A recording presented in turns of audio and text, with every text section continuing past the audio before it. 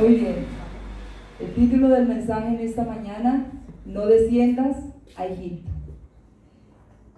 Y les estaba mencionando que la palabra descender significa bajar o pasar de un lugar alto a un lugar más bajo.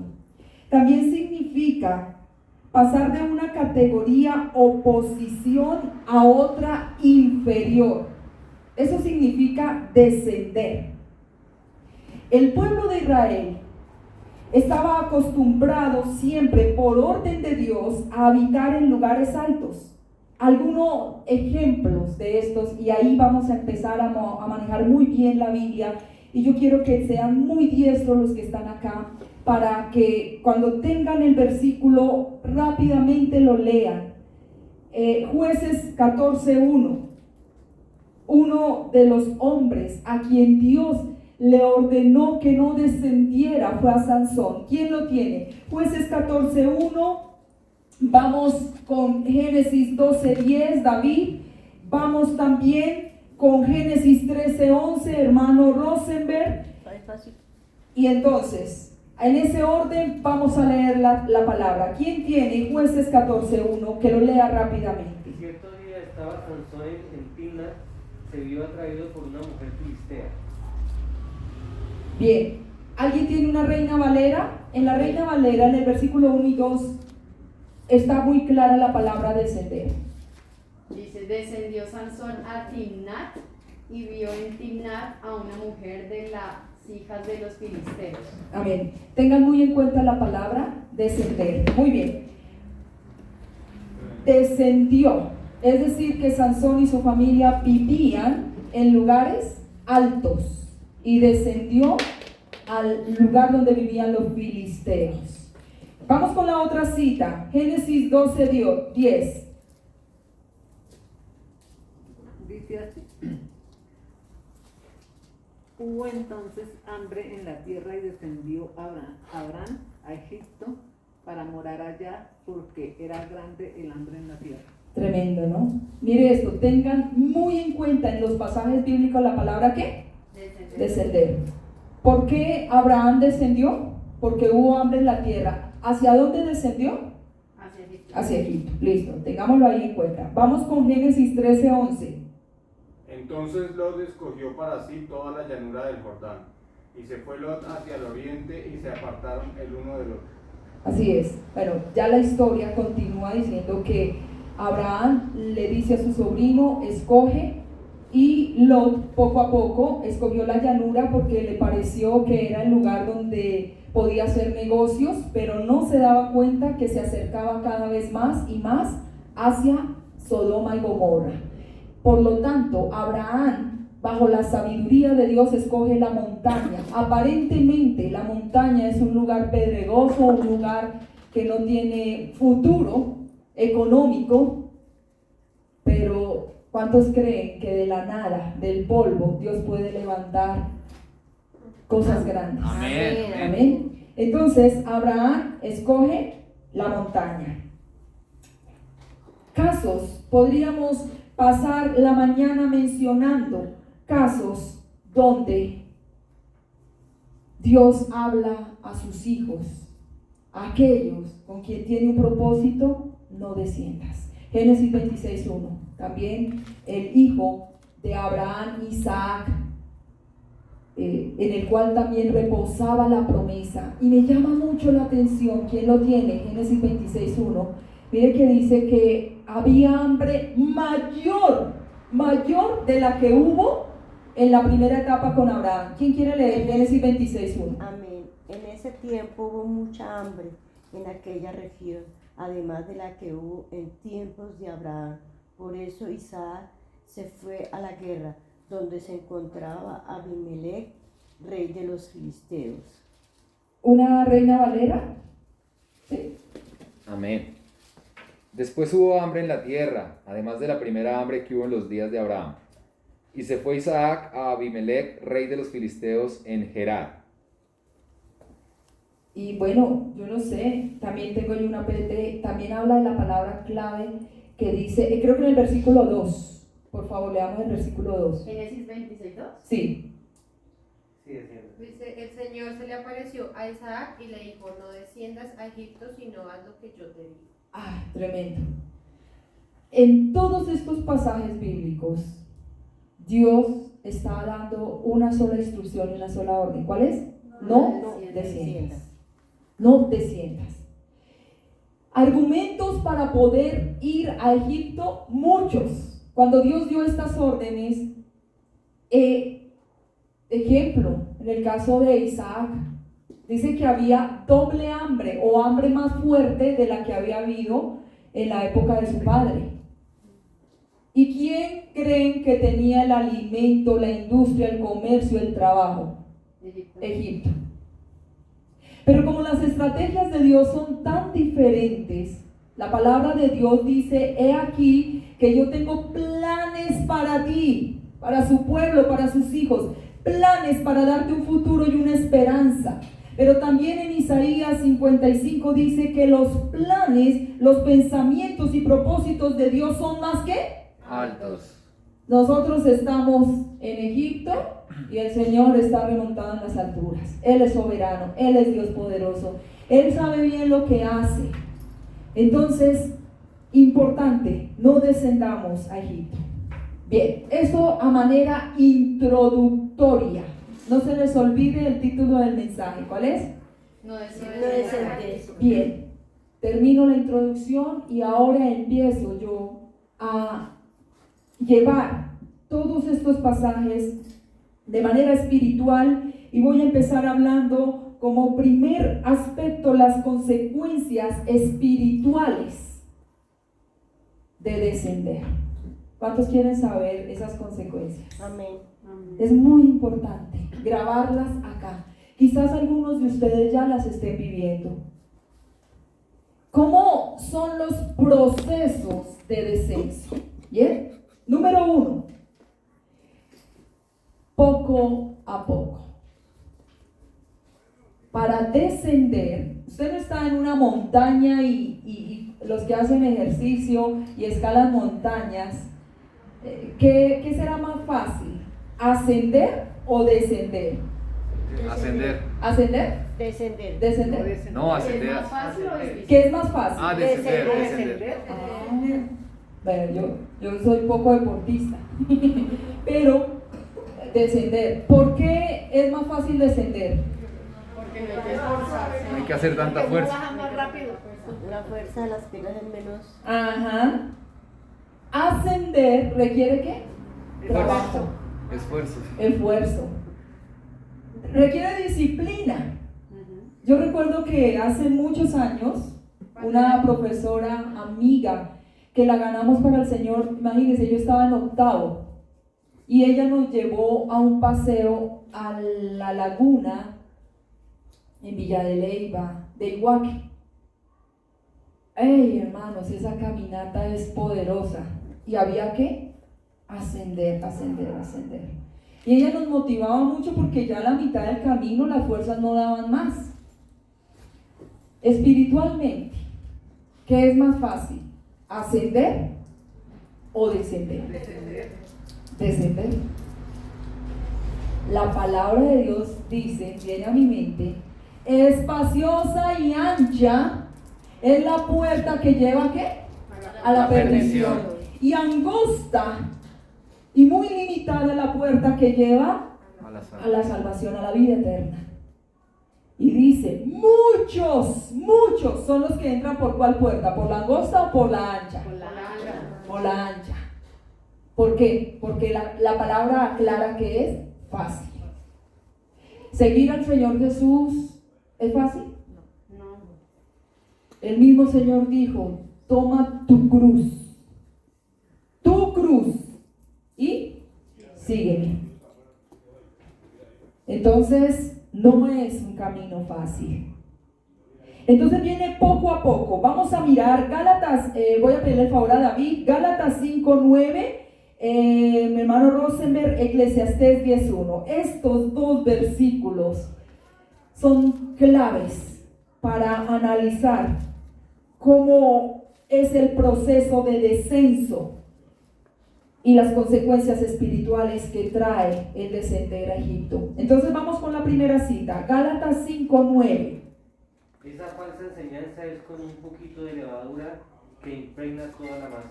Ay, Dios. Sabe, hermanos, yo les voy a decir algo y les voy a abrir mi corazón. Cuando yo estaba preparando este mensaje, yo empecé a escribir y todas estas citas fueron que en el momento en que yo iba escribiendo, el Espíritu de Dios me iba trayendo citas bíblicas, y este mensaje está saturado de palabra.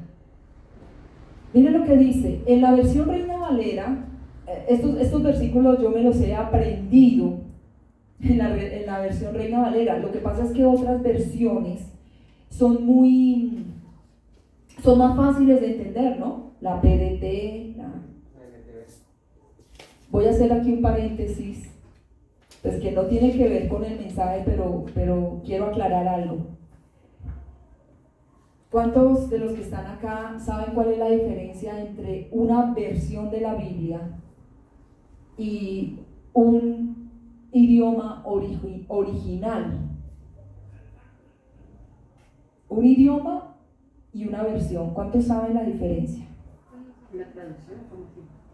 La traducción es lo mismo. Sí, traducciones, mire, yo tengo aquí una Reina Valera, tengo una PDT, creo que David por allá está leyendo, me parece que una NBI, NTV. ¿Qué otras versiones tienen acá? Américas, muy bien. ¿Qué es una versión? Una versión es una traducción, ¿sí?, al lenguaje actual.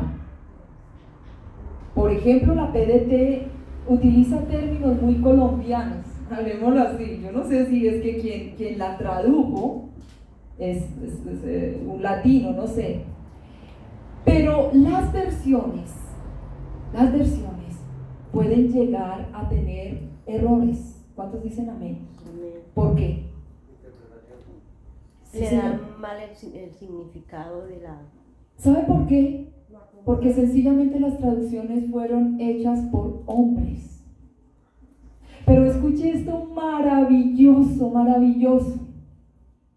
El Señor dice, cielo y tierra pasará, ¿más qué? ¿Mi palabra qué? Permanecerá. El mismo Espíritu de Dios cubre su propia palabra. ¿Sí? Yo estaba estudiando, o bueno, en los estudios que estoy haciendo el sábado nos enseñaban algo muy hermoso, y es que ¿quién sabe cuál fue el idioma original y el idioma de Dios con el que se escribió el Antiguo Testamento? El hebreo. Sí, Señor. ¿Qué tan importante es cuando estudiamos el Antiguo Testamento mirar las raíces en qué? En hebreo. Para dar una correcta ¿qué? Interpretación. Pero resulta que el Nuevo Testamento, esto es muy hermoso. ¿Ustedes recuerdan en Hechos de los Apóstoles cuando vino el Espíritu Santo de Dios? Y dice que estaban hablando en lenguas. Amén. Pero eran lenguas idiomáticas. Y resulta que era el día de Pentecostés, es decir, que el pueblo hebreo, ojo, judío no cristiano, estaba reunido para rendirle culto al Señor. Pero habían 120 encerrados por allá en un aposento alto, y dice la palabra que de repente vino el Espíritu de Dios con poder, llenó toda la casa donde estaban, y qué hecho maravilloso ocurrió. Empezaron a hablar ¿en qué? En lenguas idiomáticas. De tal forma que Hechos capítulo 2 dice que estaban los partos, los medas, los elamitas y todas las culturas e idiomas regionales. ¿Cómo así, pastora? Todos eran hebreos. Pero resulta que muchos habían nacido, por decir, en Sogamoso, otros habían nacido en Santa Marta, pero la diferencia entre, aunque todos eran colombianos, o mejor dicho, todos eran hebreos, pero tenían su propio idioma regional. Y era un idioma muy cambiado y muy notorio, no como decir que el boyacense, si se pone a hablar con un paisa, pues se entiende, ¿cierto? Aunque tienen diferentes jergas y modismos, pero se van a entender. En aquella época no era así. Y entonces sobre los apóstoles cayó el Espíritu Santo y hablaban en la lengua de los partos, de los medas, para evangelizar y predicar la palabra. ¿Estamos ahí bien? Ok, solo cierro este paréntesis para explicar el tema de las versiones. Entonces hay controversia y muchos dicen, no, pero es que la NBI es una versión creada por el enemigo, la otra dice que la PDT es mala, que la otra no da buena interpretación. ¿Sabía usted que una de los grandes errores en las versiones de la Biblia es la Reina Valera? Y es la que más usamos. Pero ¿sabe qué tenemos que hacer? Aquí, en esta librería, yo vendo todas las versiones. Y cuando a veces amigos, pastores, dicen, mi pastora, pero usted cómo se atreve a vender esta versión de la Biblia, yo les digo, hermanos, yo creo algo en mi corazón, que Dios es el autor de la palabra y Él la cubre y la protege porque es su palabra. Amén. La palabra en sí es perfecta. Los que nos equivocamos, ¿quiénes somos? Nosotros.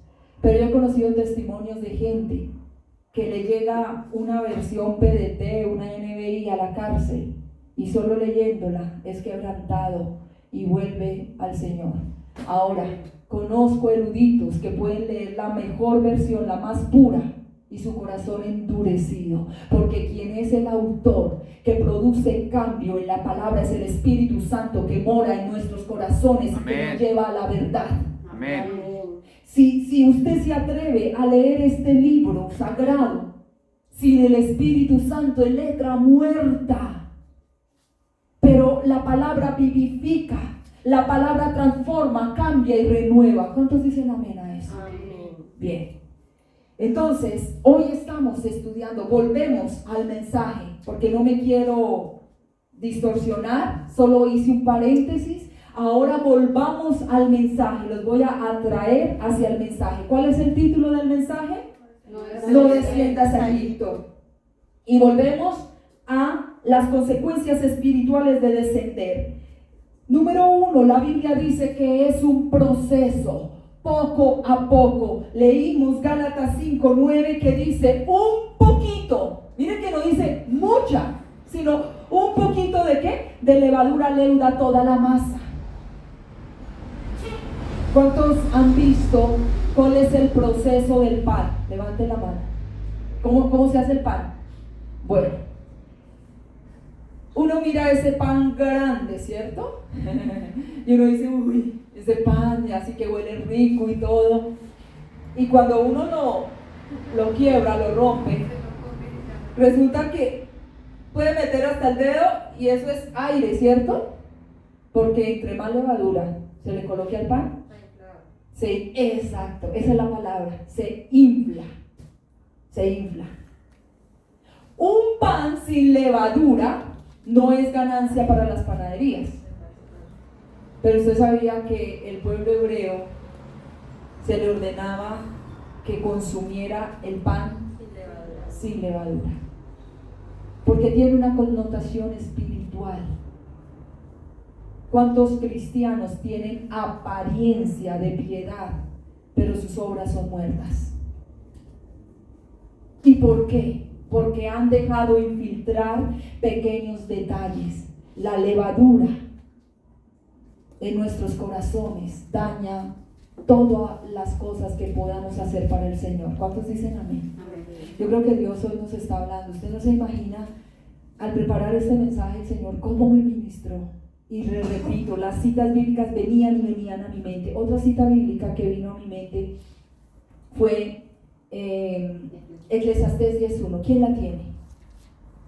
Para hablar de los procesos poco a poco. Las moscas muertas hacen heder y dar mal olor al perfume del perfumista. así una pequeña locura al que es estimado como sabio y honorable. Wow. ¿Saben qué? Me gustaría que resaltaran la palabra una pequeña o grande locura.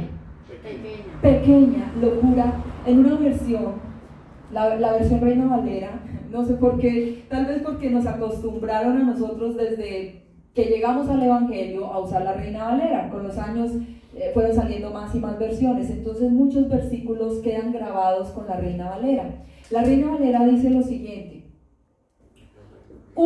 una pequeña locura para aquel que se tiene por entendido y sabio, es comparado como un perfume de gran precio, de gran valor. Y recuerde que en la época de Israel los perfumes no eran como los que hoy encontramos en el mercado.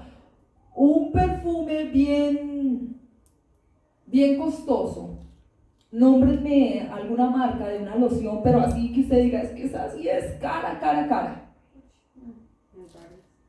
¿Cuál? Carolina Herrera. Light Blue. Pero bueno, una Carolina Herrera puede costar entre 250,000 pesos y Pues 300. depende de la versión, Depende. pero ellas son re caras, como ¿Sí? más de 400. Bueno, pongámosle Por el 400. dólar. 400. Por el dólar. Es que yo, ¿sabe qué quiero hacerles ¿cómo se dice? Para que ustedes entiendan lo que la Biblia La esencia. está haciendo referencia a un buen perfume. Si un Carolina Herrera, pongámosle por mucho 500,000 pesos, ¿listo? Y usted dice, ¡oh! Uy, pero yo me aplico el Carolina Herrera y huele rico. Ese Carolina Herrera no es ni la 10ª parte comparado, no se compara en nada con el perfume del cual está hablando aquí la palabra en Eclesiastés 10:1. Era un perfume que podía costar millones de dólares, traducido a nuestros días. Fue el perfume que María, ¿se recuerdan la escena cuando María dice que rompió el alabastro y derramó el perfume a los pies del maestro? ¿Y quién fue el primero que protestó? Judas. ¿Por qué? Porque era muy caro. Dijo, ¿cómo se le ocurrió a esta mujer? Y dice que el olor trascendió, yo creo que trascendió a cuadras y cuadras, ese olor tan espectacular. Tal vez ese perfume en esa botella estaba concentrado todo su trabajo, su riqueza. Y esta mujer dice que lo botó a los pies del maestro. Para que me entiendan, ahora en Eclesiastés 10, cuando dice que imagínense un perfume de ese precio, de esa magnitud, de esa calidad, y de repente ya está listo, ya está preparado el perfume para que expira su mejor olor, y cae un animalito tan insignificante, tan chiquitito como una ¿qué? Una mosca. Las moscas representan, de hecho, usted sabía que en Egipto uno de los dioses a quien veneraban eran las moscas. Y usted sabía por la palabra que una de las plagas, de las 10 plagas que Dios envió a Egipto, ¿cuál fue? Las moscas. La mosca es un animal, ¿sabe? Yo le tengo mucho asco a una mosca. Son creación de Dios, pero yo no tolero una mosca. Y las moscas pisan, buscan todo lo sucio, lo inmundo, ¿verdad? Y dice que cuando esa mosca cae en ese perfume tan valioso, ¿qué pasa? Pero usted dice, pero es que es una pequeña mosca, saquémosla y ya. Ay, contaminó y dañó todo el perfume. Así, hermanos, en esta mañana, una pequeña locura. Pero es que fue una canita al aire. Pero es que fue algo que se me pasó por alto. Es que si usted es un hijo de Dios, esa pequeña locura traerá graves consecuencias. Amén. Segundo aspecto, consecuencias de descender, consecuencias espirituales.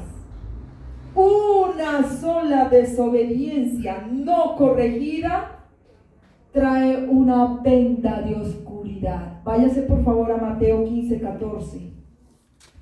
Cuando cometemos un pecado, pecado es pecado. A veces nosotros los cristianos lo camuflamos como es que me equivoqué, es que fue un error. No, fue una falta. No, fue un pecado. Fue una infracción contra la ley de Dios. Entonces, cuando nosotros no confesamos ese pecado que parece pequeño, lo que ocurre es que poco a poco ese pecado trae más pecado y se convierte en una bola de nieve. Y una de las consecuencias es que el corazón se va cerrando para no oír la voz de Dios. Una de las consecuencias, cuando no hay pecado confesado, escuche, no hay pecado ni grande, ni mediano, ni pequeño, ni blanco, ni negro. Pecado es pecado. Pero ¿quién me hace sensible? ¿Quién me anuncia que yo estoy fallando? ¿Quién me anuncia? El Espíritu Santo. ¿Cómo? A través de su palabra. No hay otro método. Si usted no se acerca a la palabra, la Escritura dice: lámpara es a mis pies tu palabra y lumbrera en mi camino. Amén. Si yo no me acerco con lupa, escúchelo bien, con lupa a la Escritura para analizar lo que ella me ordena, lo que ella me advierte, entonces van a empezar a haber vendas de oscuridad en mis ojos. ¿Qué dice Mateo 15:14? Así que no les hagan caso, son guías ciegos que conducen a los ciegos. Y si un ciego guía a otro, los dos caerán a la trampa. Ay, tremendo. El Señor dice: no les hagan caso a aquellos que enseñan la ley. Está hablando de los fariseos, hermano. Sabían la ley al derecho y al revés, pero nunca la practicaron, ¿no? Y entonces, ¿qué pasaba? Ellos eran maestros que estaban enseñando, pero el Señor dice: no les hagan caso, porque como un ciego puede guiar a otro ciego, ¿qué va a pasar? Los dos van a caer a un abismo. Eso es lo que hace un pecado no confesado. Proverbios 22:3 y Proverbios 27:12. Vamos, Mayra, Proverbios 22:3, Carmelita, Proverbios 27:12. ¿Qué dice la Escritura? Proverbios 22:3. Dice: el prudente se anticipa al peligro y toma precauciones. El simplón avanza ciegas y sufre las consecuencias. Oh, tremendo, ¿no? La diferencia entre el prudente o el sabio y el necio o el insensato. ¿Qué hace un prudente? ¿Cuántos prudentes hay acá? Digan amén. Amén. Amén. Bien. Dice que ve el peligro. En una versión dice ve el peligro. Ojo, ese ve el peligro está hablando del discernimiento espiritual. ¿Quién me advierte que algo está mal? El Espíritu. Espíritu. Otra vez, el Hay un espíritu. versículo que ¿Por, dice- por medio de qué? Un versículo que dice: huye el peligro y no perecerás en el cielo. Tremendo. Pero el que es necio es exactamente igual que un ciego. Va por la vida pensando que todo está bien. Viene a mi mente un versículo que dice: hay caminos que al hombre le parecen correctos, pero su fin es muerte. No, pues, ¿qué tiene de malo? ¿Qué tiene de malo una miradita aquí al internet? ¿Qué tiene de malo, qué sé yo, una canita al aire? ¿Qué tiene de malo esto o aquello? Todo nos es lícito, pero no todo nos conviene. Sí, Señor. Pero ese versículo, todo me es lícito, mas no todo me conviene, se hace rema en mi espíritu cuando yo tengo una comunión íntima con el Espíritu Santo. Mientras tanto, si yo estoy desconectado o alejado del Señor, créanme que el corazón se cierra. Empieza la ceguera espiritual. A lo bueno le decimos malo y a lo malo le decimos bueno. ¿Será que es importante practicar este mes? ¿Quién me dice cuál es el lema de este mes en nuestros devocionales? Este mes de octubre que empezó el día de ayer, bajo el lema ¿qué? Esperanza en la palabra. En la palabra. ¿Será que la palabra nos muestra el camino? Yo podré exhortar a toda la iglesia. Podré tener el discernimiento y ver que el hermano Pepito Pérez está mal. Y yo lo puedo llamar y decirle, hermano, arregle su camino, usted está mal en esto y en esto y en esto. Y el hermano va a decir, pero a mí no me parece, pastora. ¿Cierto? ¿Les ha pasado? ¿Quién es el experto maestro para redarguir, quebrantar nuestro corazón? El Espíritu de Dios. Cuando a solas, cerrada la puerta, yo le digo, Señor, examíname y pruébame. Y el Señor dice, mira, toma la palabra. Yo, en una clase, que estoy de verdad fascinada, apasionada, tanto estoy tan apasionada con los estudios que estamos haciendo, que decidí entrar a otra clase los días miércoles a las 7 con el mismo maestro, para mí un maestro excelente. Y los miércoles las clases son de contexto formativo, obviamente con la palabra. Los sábados es de contexto doctrinal.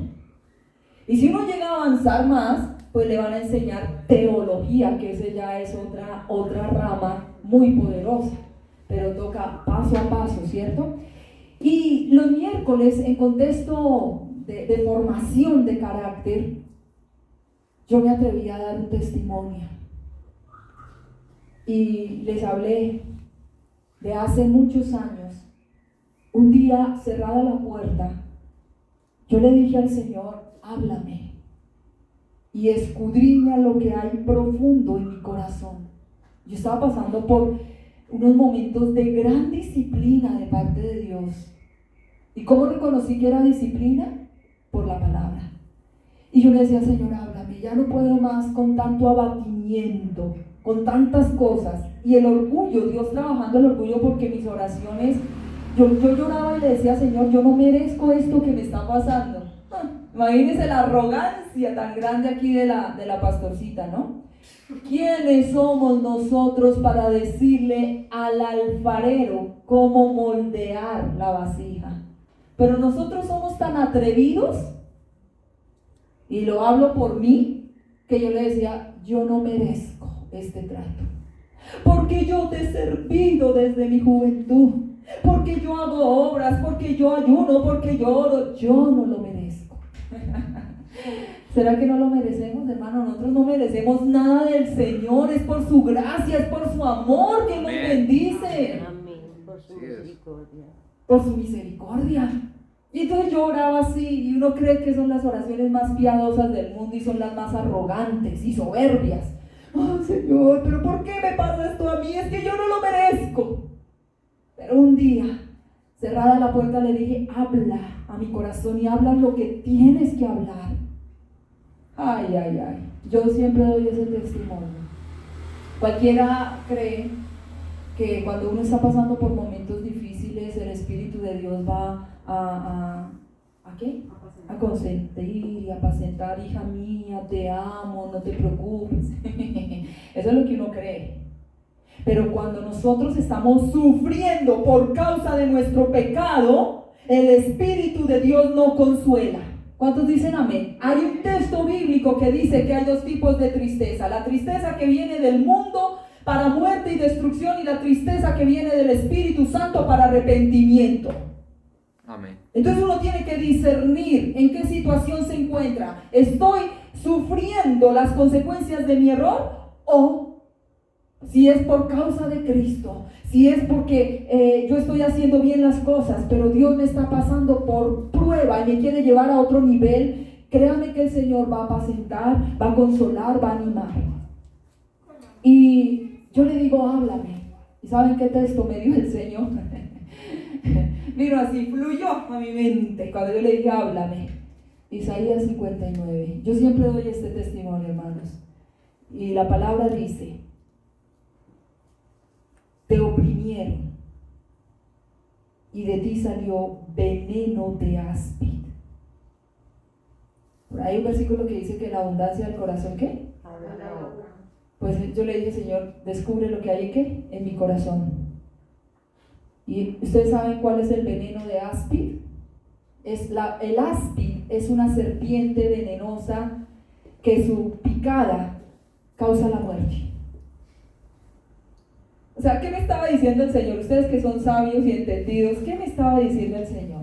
víbora venenosa. Sí, señor. Gracias, hermano. Pero lo hizo Pero es que era así de claro.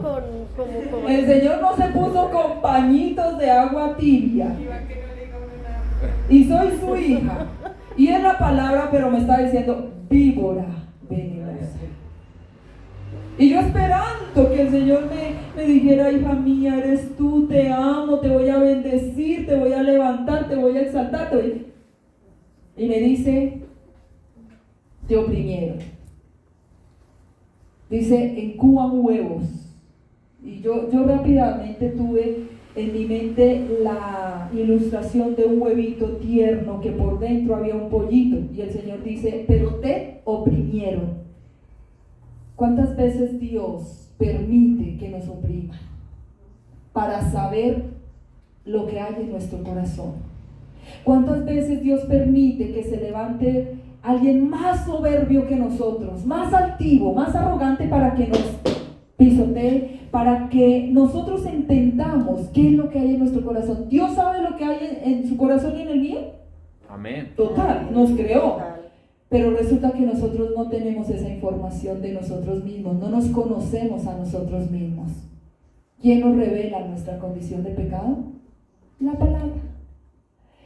Y dice, y te oprimieron y salió veneno de aspi. Uy, hermanos, ese día yo creo que lloré sin descanso, porque el Espíritu de Dios quebrantó mi corazón, y fue allí donde yo le pedí perdón y donde hubo una oportunidad de restauración en mi vida. Cuando pude reconocer que lo que había en mí era mera religiosidad, pero que yo necesitaba un encuentro real y personal con el Jesús resucitado. Amén. Amén. Entonces, la palabra de Dios nos lleva a la verdad, nos lleva a descubrir nuestra condición. Tercero, en ese proceso de descenso que es poco a poco, ese proceso es comparado brillantemente como la gestación de un bebé. Y el apóstol Pablo así lo menciona. Vamos a la escritura, Santiago 1, del versículo 13 al 15. Y sabe, me gusta esta versión en la PDT, mire lo que dice. Dice, la PDT se parece mucho a la NTV, pero dice aquí, cuando alguien tenga una tentación, no diga que es tentado por Dios, pues Dios a nadie tienta, sino que ¿de dónde? De la maldad de nuestros corazones. De allí sale todo lo que tenemos, ¿no? Yo quiero que alguien lo lea. Santiago 1, 13 al 15. Me gustaría que leyeran en una versión NTV y que en una Reina Valera. Sí, Iván puede leer, por favor, la Reina Valera, hermano Rosenberg, que sé que usted tiene una NTV, Santiago 1, 13 al 15. Amén. Amén. Dice la palabra. Cuando alguno es tentado, no diga que es tentado de parte de Dios, porque Dios no puede ser tentado por el mal, ni Él tienta a nadie, sino que cada uno es tentado cuando de su propia concupiscencia es atraído y seducido. Entonces la concupiscencia, después que ha concebido, da a luz el pecado, y el pecado, siendo consumado, da a luz la muerte. Ay, tremendo. ¿Es un proceso? ¿Qué dicen ustedes? Total. En la NTV, por favor, hermano, leamos otra vez. ¿Santiago qué? 1, 13. Del 13 al 15. Dice, cuando sean tentados, acuérdense de no decir, Dios me está tentando. Dios nunca es tentado a hacer el mal y jamás tienta a nadie. La tentación viene de nuestros propios deseos, los cuales nos seducen y nos arrastran. De esos deseos nacen los actos pecaminosos, y el pecado, cuando se deja crecer, da a luz la muerte. Ah, tremendo. ¿Se dan cuenta que se compara como la gestación de un bebé que va creciendo poco a poco y cuando ya da luz, da a luz el pecado y el pecado da a luz, ¿qué cosa? Muerte. Muerte. La paga del pecado es muerte, mas la dádiva de Dios es vida, y vida en abundancia. Vamos a ver, como tercera medida o tercer aspecto en este mensaje tan importante, dos casos bíblicos que son opositores. Entre uno de ellos, el que bajó o descendió a Egipto, y otro, el que escuchó la voz de Dios cuando le dijo, no desciendas. Amén. Vamos rápidamente. El primero, Nehemías 13, versículo 4. De hecho, hermanos, esta semana Dios me dio esta palabra para esta iglesia. Ay, ay, ay. ¿Cuántos dicen ay, ay, ay? 13:4. Les acabo de decir, Dios me dio Nehemías 13:4 para esta iglesia. Digan ay, ay, ay. Ay, ay, ay. Ah, bueno. Ay, ay, ay. Ya se Amén. me olvidó. Ay, ay, ay, amén. Vamos a leerlo rápidamente y vamos a hacer lo siguiente. Todos tengan lista la palabra Nehemías 13:4 y vamos a hacer lo siguiente. Vamos a tomar el primer versículo y lo vamos a analizar, el segundo y rápidamente lo analizamos. No lo vamos a leer de todo, sino uno a uno. Listo. ¿Quién tiene Nehemías? Vamos a desde el primero, Nehemías 13:1. Dígame y lo lee. Amén. Aquel día se leyó el libro de Moisés, oyéndole el pueblo, y fue hallado escrito en él que los amonitas y moabitas no debían entrar jamás en la congregación de Dios. Ahí. Los voy a colocar rápidamente en contexto. Resulta que Nehemías y Esdras habían sido llevados cautivos ¿a dónde? ¿Quién me dice? A Babilonia. Pasaron muchos años y el pueblo estaba en esclavitud. Una de las áreas que estaba en total decadencia era la parte espiritual. Dios permite que Nehemías retorne a Jerusalén para ser restaurador, junto con Esdras, que era el sacerdote. Cuando llegan, encuentran patas arriba todo, tanto en la parte espiritual como en la parte física. Y en la parte espiritual había una orden, ¿sabe? Yo leía esta versión, la PDT, y me impactó. Dice que cuando llegó Esdras, el sacerdote, mandó que desempolvara. ¿Qué cosa? Calculen ustedes cuánto tiempo llevaba, ¿sí? Tener guianza. Y encontraron que una de las observancias era que el pueblo de Israel no podía contaminarse con pueblos enemigos. En este caso los moabitas, los amonitas, que eran el pueblo totalmente enemigo de Israel. Pero sabe, yo les voy a decir algo muy triste. Para cuando encontraron el libro, ya los mismos sacerdotes se habían casado con mujeres extranjeras. Ya habían cometido todo el cúmulo de errores y pecados. ¿Usted qué cree, hermanos? Que cuando el pueblo desobedece, sea por ignorancia, por pereza de leer la escritura, por lo que sea, ¿viene juicio? Sí. Pero ¿hay esperanza? Amén. Dios vio en misericordia a ese pueblo que estaba totalmente esclavizado y levantó a dos hombres. Nehemías como gobernante, un hombre sabio y entendido, y Esdras como sacerdote. Y ambos viajaron. Primero viaja Esdras a recuperar la parte espiritual, la parte esencial del pueblo de Israel. Y luego viaja Nehemías con una palabra de exhortación, de gobierno y de autoridad también para restaurar. ¿Cuántos dicen amén a eso? Amén. ¿Cuántos creen que en estos tiempos, esparciendo semillas de amor, necesita Esdras y necesita Nehemías? Amén. Amén. Bueno, ya los coloqué en contexto.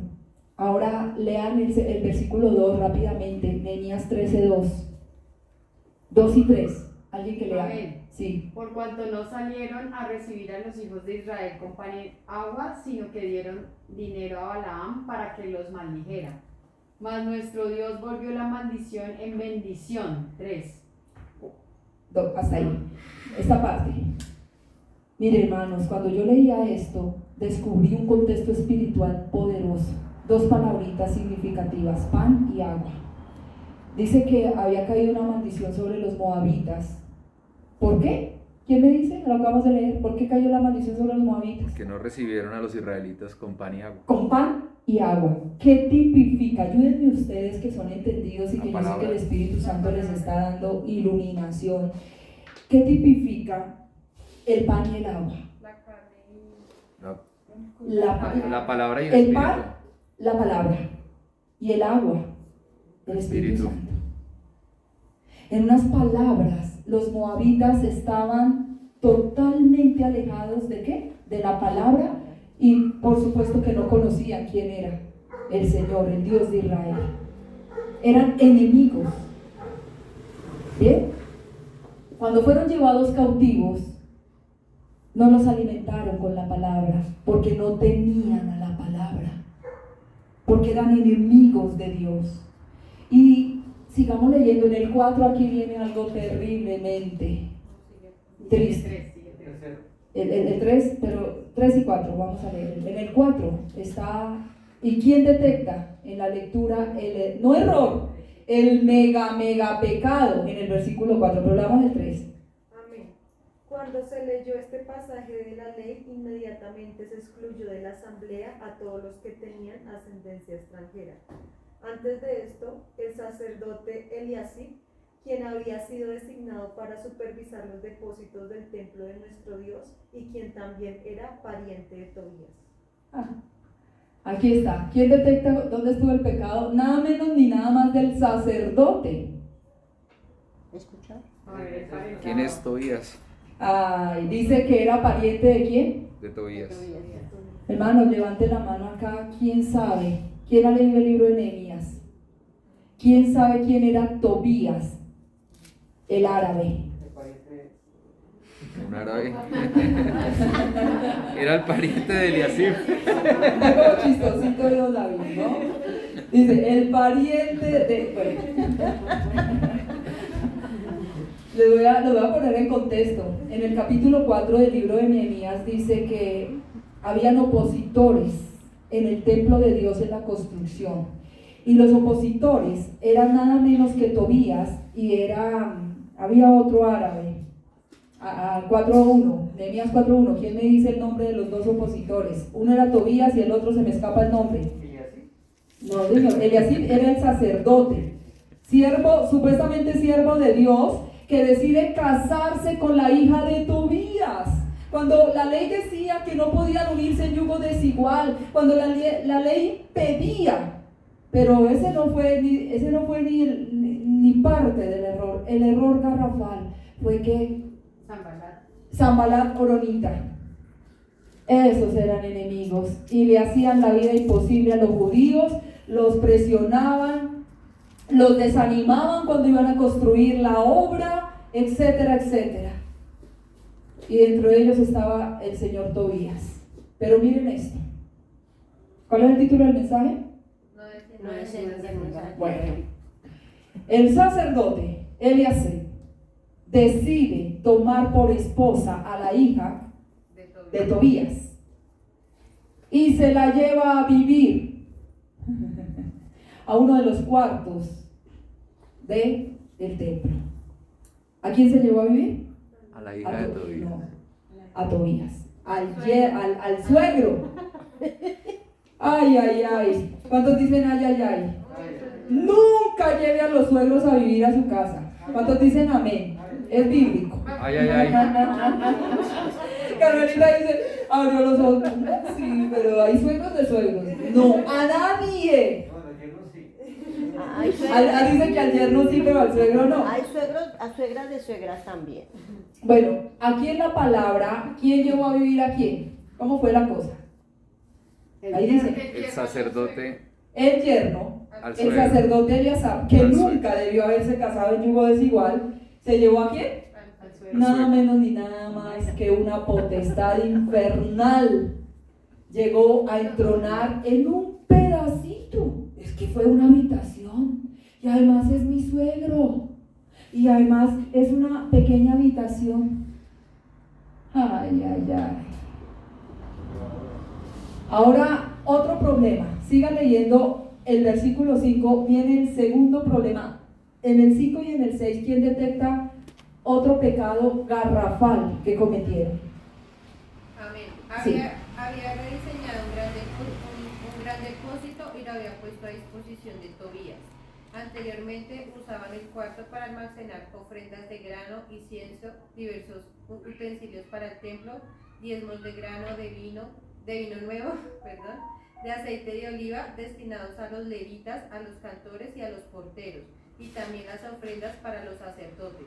En esa época ya no estaba en Jerusalén porque había ido a prestarme ante Artajerjes, el rey de Babilonia, en el año 32 de su reinado, aunque más tarde le pedí permiso para regresar. Ahí. Por favor, alguien que detecte cuál fue el segundo pecado, pero de ese pecado así que tocaron fondo. Ahora, ya vimos el pecado del sacerdote.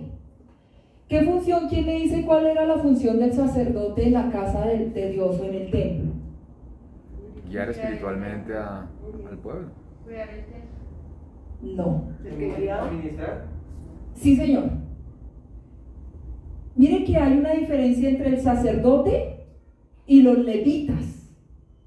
El sacerdote era el que tenía que ofrecer sacrificio por la culpa, por el pecado, hacer expiación, hacer sacrificios. Ese era Eliasaf. Pero también moraban en el templo otros personajes llamados ¿quién? Los levitas. Los levitas. ¿Qué hacían los levitas? Servir.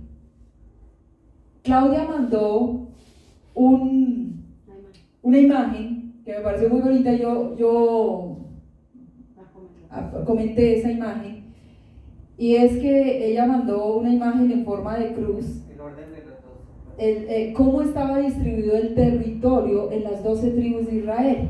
Que por cierto, ¿quién me dice de dónde nacen las 12 tribus de Israel? Pero más que de Abraham, De Jacob.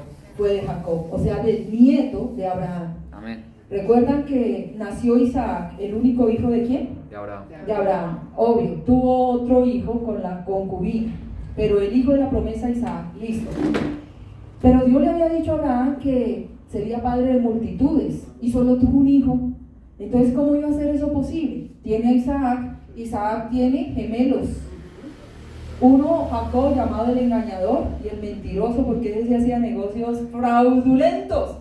Pero hermanos, cuando Dios determina cambiar el corazón de alguien y levantar del polvo y de la nada una nación, ¿habrá algo imposible para Dios? No. Y la bendición no iba a recaer sobre Esaú, sino sobre Jacob, el engañador. Después de un encuentro sobrenatural con el ángel de Jehová, que tipifica a Jesucristo, la vida de Jacob es totalmente transformada y se convierte en el padre de naciones. De allí brotan las 12 tribus de Israel. Ahora, ¿quiénes eran los levitas? Pertenecían a la tribu, a una de las 12 tribus, que era la tribu de ¿qué? De Leví. Escuche bien, las 11 tribus, ¿sí?, de los hijos de Jacob tenían derecho aparte de una tierra fértil, a ganado, a posesiones, a riquezas, porque era un pueblo bendito por Dios, porque Dios se lo había prometido a Abraham y sus generaciones serían benditas, ¿sí? Excepto los levitas no tenían derecho a la heredad. ¿Cómo así? Pero si ellos son los que sirven en la casa del Señor, ¿cómo es? Pues la orden de Dios, y esto es maravilloso, dice que la porción de los levitas era Dios mismo. Esto es algo hermoso. Pero ellos tenían una tarea y un trabajo de vivir en el templo, dedicados a todos los asuntos del templo. Y había ese cuarto, que ¿quién lo tomó? Tobías. Ese cuarto, dice la escritura, que estaba designado ¿para qué? ¿Quién me dice? Ahí dice la escritura. Para los utensilios, las ofrendas. El trigo. Pero ¿qué pasaba con el cuarto? Lo cogió el Ya no suegro. había nada. No, ¿sabe por qué? Escuchen esto, hermano, ¿sabe por qué el sacerdote neciamente arrendó, ni siquiera lo arrendó porque ni le pagaba, se lo cedió a Tobías? ¿Por qué? Porque dice la escritura que el cuarto estaba vacío, el cuarto estaba desocupado. ¿Cómo así? Si ese cuarto tenía que estar a rebosar, si las 11 tribus tenían que traer los diezmos del trigo, del aceite, de todo. ¿Por qué estaba vacío? ¿Había problema? Claro. ¿En qué estaban pecando? Y mire lo que dice la escritura. Dice que los levitas también tenían familia, esposa y muchos hijos. Y cuando recibían el diezmo y las ofrendas era para sostenerse ellos. Su trabajo era única y exclusivamente en el templo, no podían moverse y dedicados a los asuntos espirituales. Pero cuando ellos vieron que el cuarto estaba vacío, ¿qué hicieron? Ir a trabajar.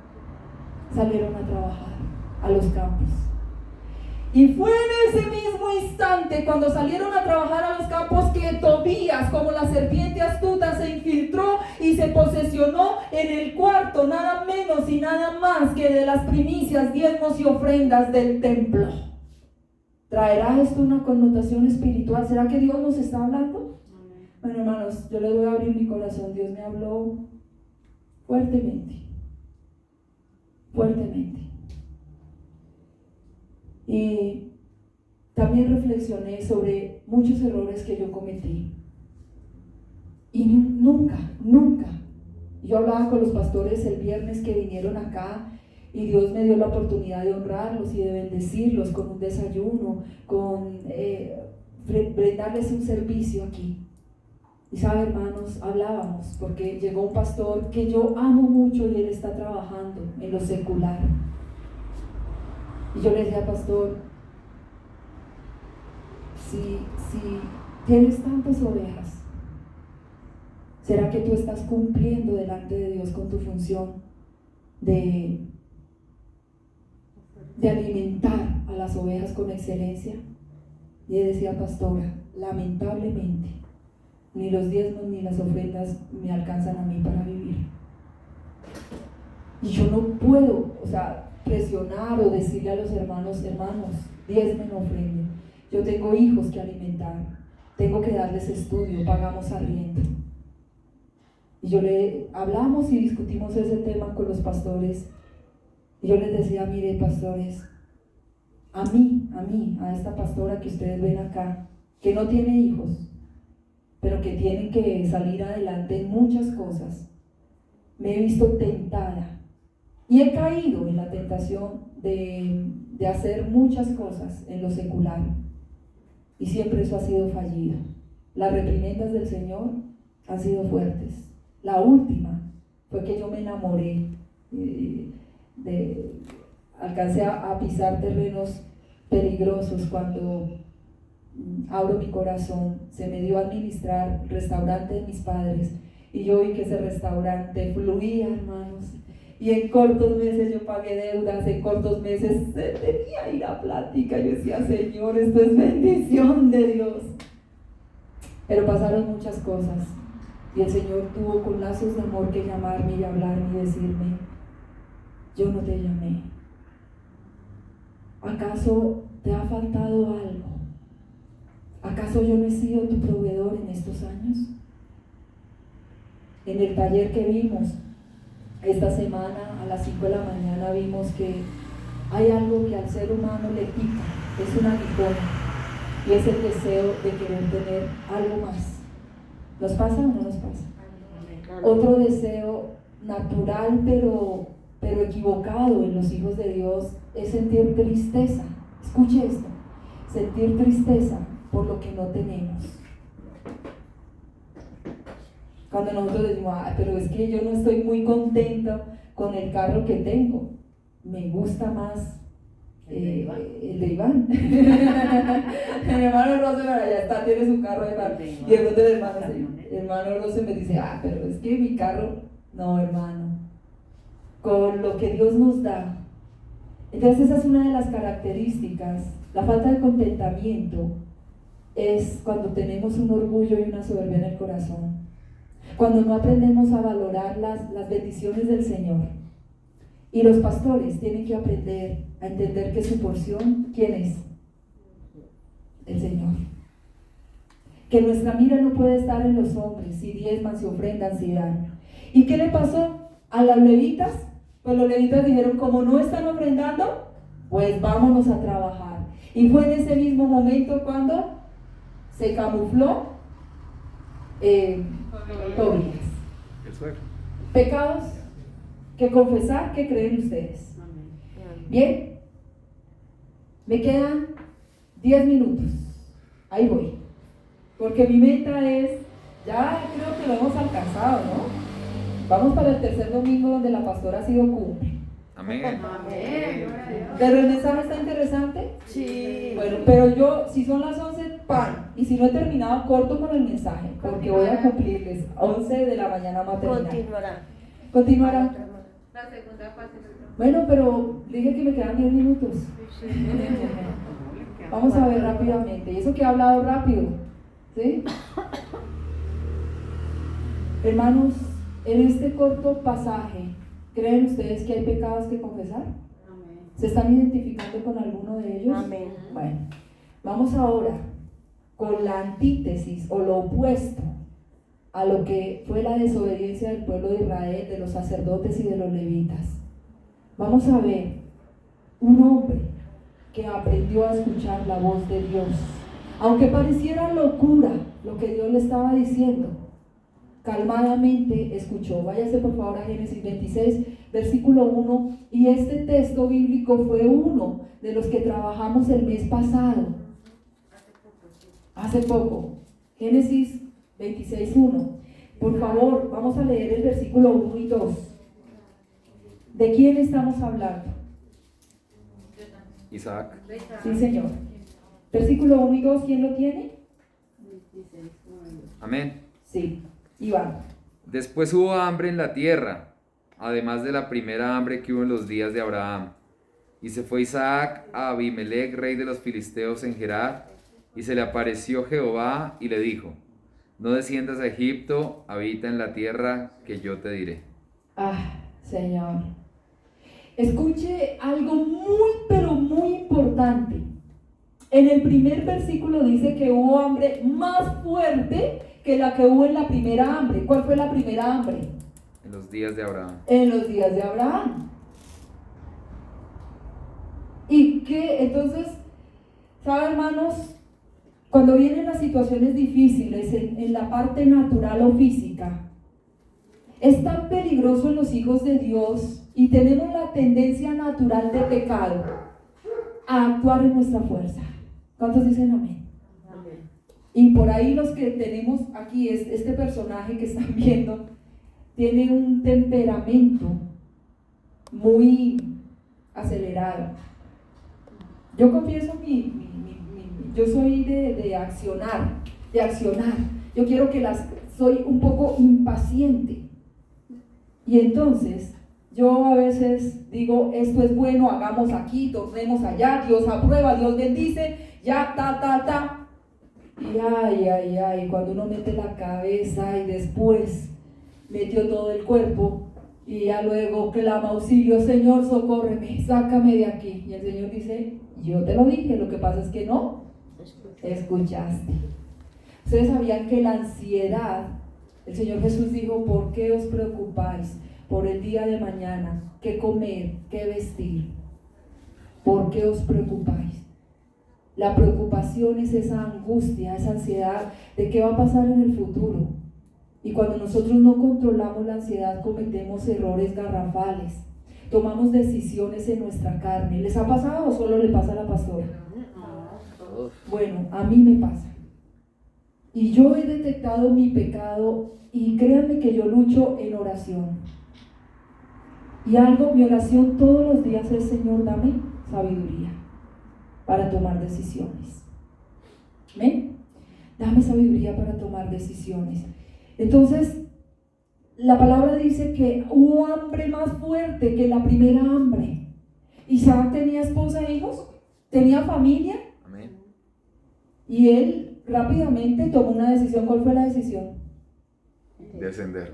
Dijo, yo me voy para donde hay platica, para donde hay trabajo. Y dice que se fue a hablar con el rey ¿de quién? De los filisteos. Otro pueblo enemigo de Dios, los filisteos. Pero qué hermoso. La palabra dice que le salió al encuentro el ángel de Jehová. Y le dijo que no desciendas. Escuche bien esto. ¿Cuántos quieren que todos los días salga al encuentro el ángel de Jehová? Amén. Y que cuando nosotros vayamos a cometer errores, el Espíritu Santo diga, ¡ey, venga para acá, no vaya! Un pellizquito por lo menos. ¿Cierto? Un pellizquito. Bueno, pues ese pellizquito sucede cuando usted está dispuesto, cuando usted aprende a obedecer, aunque no quiera. Amén. Cuando usted somete su carne, porque más vale la obediencia que los sacrificios. ¿Cuántos? Mire, yo le he dicho a mucha gente aquí en la iglesia, les digo, hermanos, conéctense al despertar. Y hay 18,000 excusas. Que el trabajo, que el cansancio, que el perro, que yo tengo que sacar el gato a orinar, que bla, bla, bla, bla, bla, bla, bla, bla. Y alguien me dijo, alguien sí fue más valiente y me dijo, pastora, a mí no me gusta. ¿Sí? Fue sincero. Dijo, a mí no me gusta el despertar. Yo le dije, bueno, listo, a usted no le gusta el despertar, pero siento que a usted tampoco le gusta orar. Y soltó la risa. ¿Cierto que tampoco le gusta leer la palabra en privado? No le gusta. ¿Por qué? Porque las obras de la carne jalan más. Y cierto que a usted le gusta pegarse su buena hora de internet, de Facebook y de redes sociales. Ya se me iba poniendo rojito. Así como fue tan sincero para decirme que a mí no me gusta orar, le dije, pero cierto que yo le confronté, le dije, pero cierto que a usted le gusta esto. Me dijo, sí, pastora. ¿Cuál es la solución, hermanos? Eso sí, Dios entiende, es que no me nace. ¿Usted ha escuchado personas que dicen, no me nace? No me obliguen porque no me nace. Hermano, es que Dios no le está diciendo a usted si le nace o no le nace. Dios le está dando una orden y tiene que ejecutarse y cumplirse. ¿Cuántos dicen amén? Amén. No, pero como así no funciona, pues así es el método de Dios. ¿Y qué ocurre cuando nosotros somos obedientes? Así no me nazca. La obediencia más que los sacrificios, Dios dice, toma tu bendición. Estás preparado, eres maduro para soportar esa bendición, ese peso de gloria. Estás maduro para recibir lo que yo tengo para ti, porque lo sabes administrar, porque lo sabes cuidar, porque lo sabes valorar, porque entiendes que todo proviene de lo alto y que solo el Señor se lleva la honra y la gloria. ¿Cuántos dicen amén? Que entendemos que ni nuestro trabajo, ni nuestro esfuerzo, ni nuestro método sirve para alcanzar, escalar. Y eso fue lo que pasó con Isaac. Yo quiero que terminemos leyendo el final victorioso de Isaac. Se encuentra a partir del versículo 3 en adelante. Quiero que alguien lo lea. Vive aquí como extranjero en esta tierra, y yo estaré contigo y te bendeciré. Yo con estas palabras confirmo que te daré todas estas tierras a ti y a tu descendencia, tal como le prometí solemnemente a Abraham tu padre.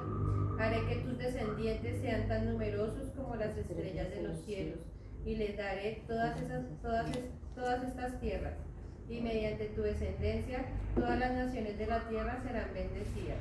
Yo haré esto porque Abraham me escuchó y obedeció todos mis requisitos, mandatos, decretos e instrucciones.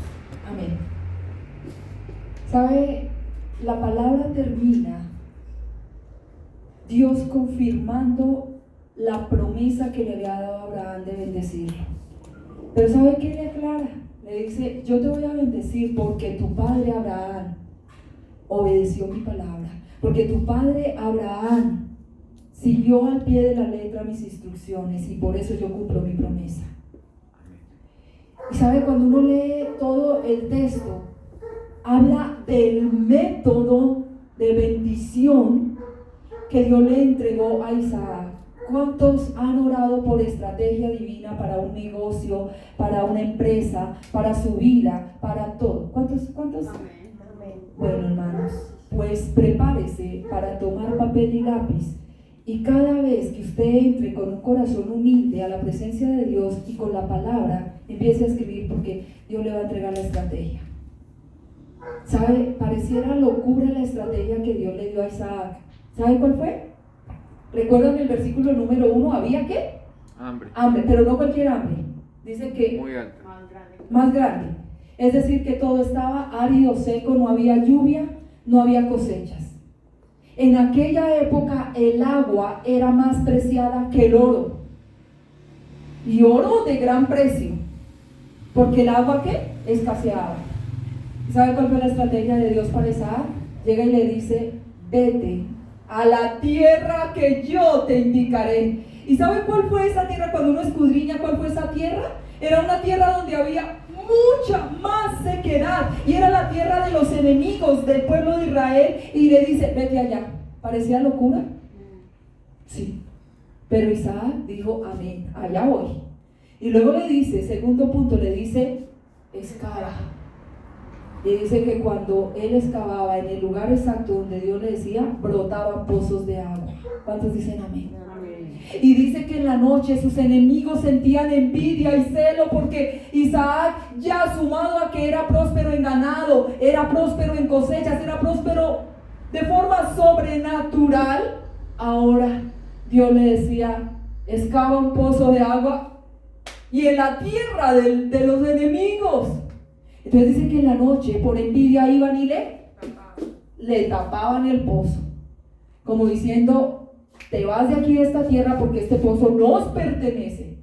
Y una clave para ser bendecidos en esta mañana es que la palabra dice que a paz nos llamó el Señor. ¿Cuántos dicen amén? Amén.